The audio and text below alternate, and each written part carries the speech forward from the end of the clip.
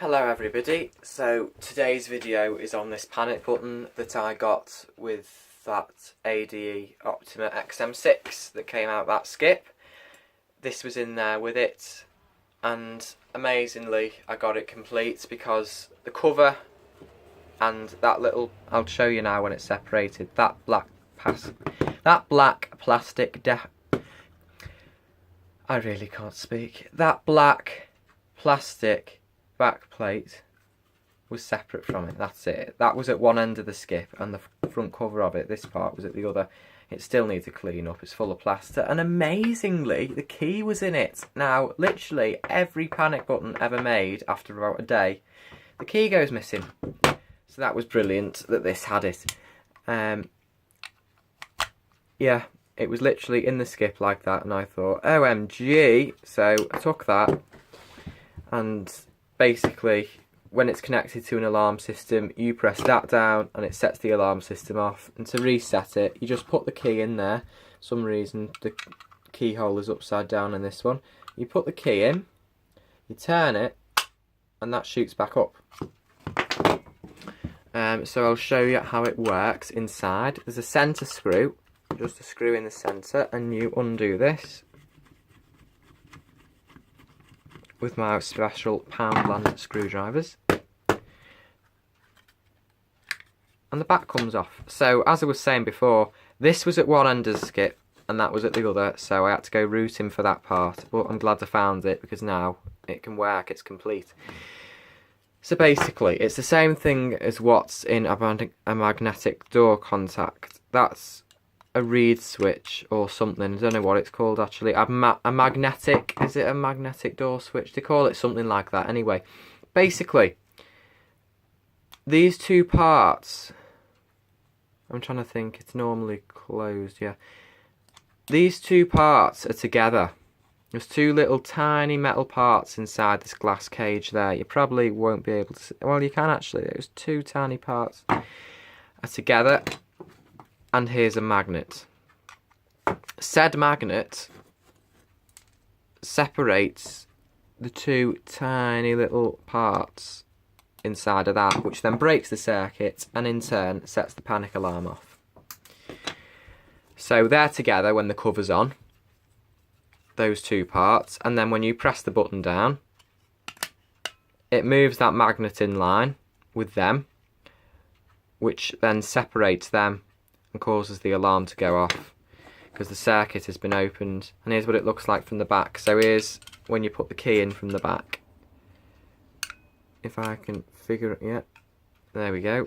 So you put the key in there to reset it, and when you turn it, it moves that little red arm out. Well, it should reset. Yeah, there we go. And that spring pushes it back up, and the magnet moves back up, and they make contact again in there. So that's basically how that works. I'll pull that out now. And two of these are tamper, I think, if I can remember. Or all of them tamper. How does it connect?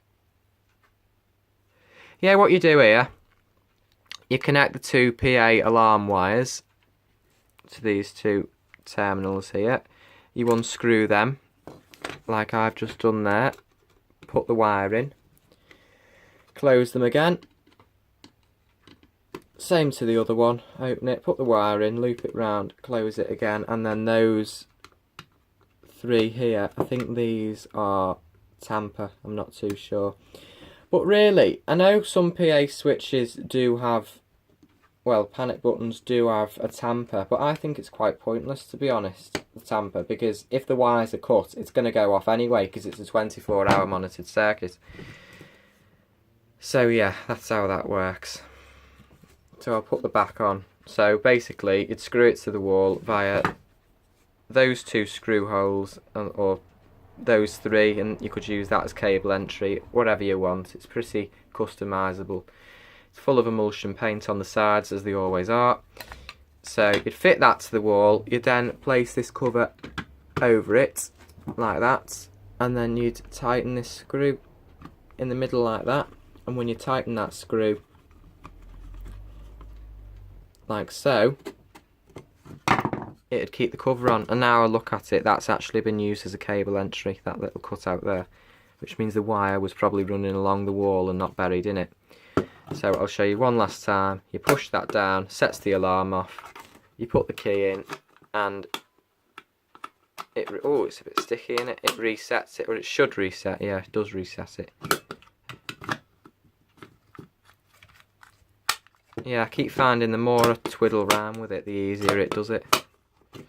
So this is how it should work. You push it down like that, you put the key in, and it resets it like that. So if there's someone by your bed, no, actually, if there's someone by your bed, that really would be creepy. If you are asleep in bed and you wake up because you hear a noise downstairs, or you hear someone trying to break into your property, you press that red button down that you'll have at the side of your bed like that, and it sets the house alarm off. Really good invention. Whenever I install an alarm system, I always fit a PA button. I think they're an essential part, and they can be a lifesaver. So they're really good in all fairness, and like I said, if there's ever a false alarm, you just use that key to move it back, and that's it really. So thank you for watching this demonstration of this, well, not demonstration, this look at this PA button, and I hope to see you all soon, because I'm going to connect it to the ADE Optima XM6 just on this bench here, and I'll give you a demo of it working. I'll connect a Type H external sounder, which you haven't seen yet, and the panel and that. So basically I'll push that down and it'll set the panel off, and it'll set this external sounder off. So I'll do that. That's the next thing, but like I said before, thank you for watching this short video anyway. Goodbye, and I'll see you all later. Bye!